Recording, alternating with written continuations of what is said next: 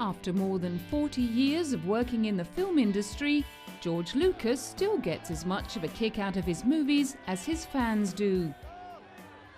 The best part of the movies, Star Wars and Indiana Jones too, some of my other movies, is I still love to watch them, just like anybody else does. If they're on TV and I'm halfway, I turn on halfway through, I can't turn it off, even though I've seen it a million times. It's strange to think that if it hadn't been for his involvement in a disastrous accident, one of the movie industry's most talented contributors would not have made a single film. The teenage speed freak loved fast cars and hoped to be a rally driver. But on the brink of high school graduation, he almost killed himself racing in his hotted-up vehicle. Shaken, he changed course and took liberal arts instead. And he's now worth an estimated $3 billion. In the early 1960s, George was fascinated by obscure experimental films which played with sound and light. Born in 1944 in California, it wasn't until post-school that George found his passion. When his short film won a prize at the 1967-68 National Student Film Festival, he was awarded a scholarship by Warner Brothers. The film he chose to work on was an early feature by Francis Ford Coppola, and this meeting would change his life. The pair co-founded the studio American Zoetrope, a company which would produce a number of acclaimed films. George was not yet 30 when he wrote and directed the film which propelled him into the limelight. American Graffiti was his second feature after THX 1138. Set in the 60s, the film is loosely based on his own experiences as a teenager.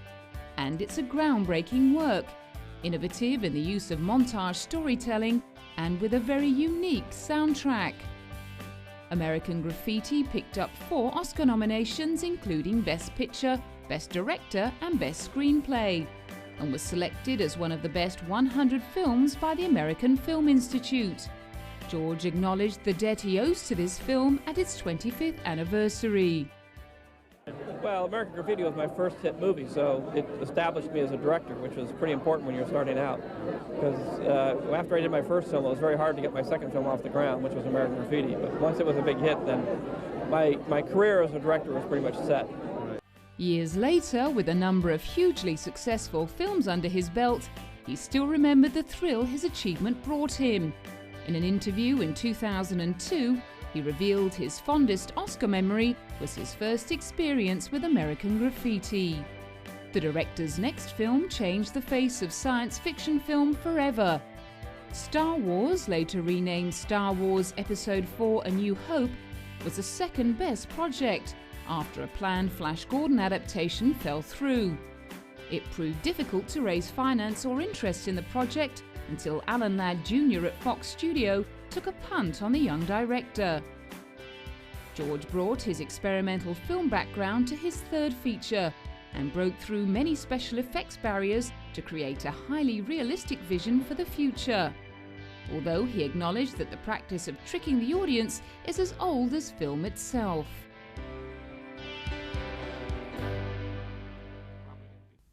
The secret to film is that it's an illusion, and it's an illusion that's created at 24 frames a second, and you have the illusion of movement, you have the illusion of space and time, and so right from the very beginning of the film, filmmakers have been using special effects to create the images. The budget was small, so George agreed to waive his fee and instead took licensing rights.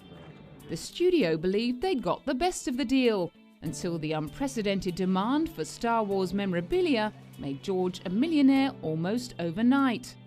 The film itself has since grossed around $1.3 billion worldwide, putting it in contention for the highest-grossing film of all time.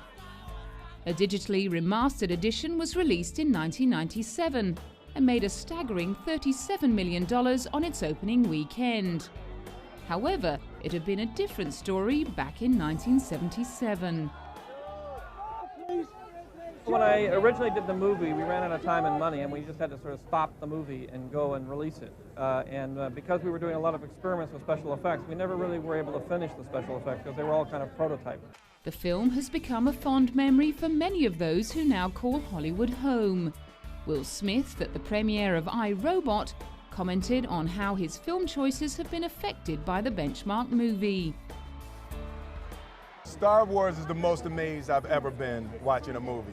And I've been my entire career chasing that feeling. I want to make people feel the way Star Wars made me feel in the movie theater. George wrote and produced 2 more Star Wars films in this early period, The Empire Strikes Back and Return of the Jedi, which took the 3 lead characters, Luke Skywalker, Princess Leia and Han Solo, through much trial and tribulation to a happy ending. At a Smithsonian exhibition, Star Wars: The Magic of Myth, the creator revealed the inspiration for his work. It's always a big mystery about why these films are so popular. I think part of it is based on the theme that this Smithsonian exhibit is based around, which is that at the heart of all this is ancient mythology that's been around for thousands of years. Mythology is kind of a psychological archaeology. So you can look into the past and look into the minds of people in the past and see what their emotional life was like and what they cared about. And I just translated that into a modern story.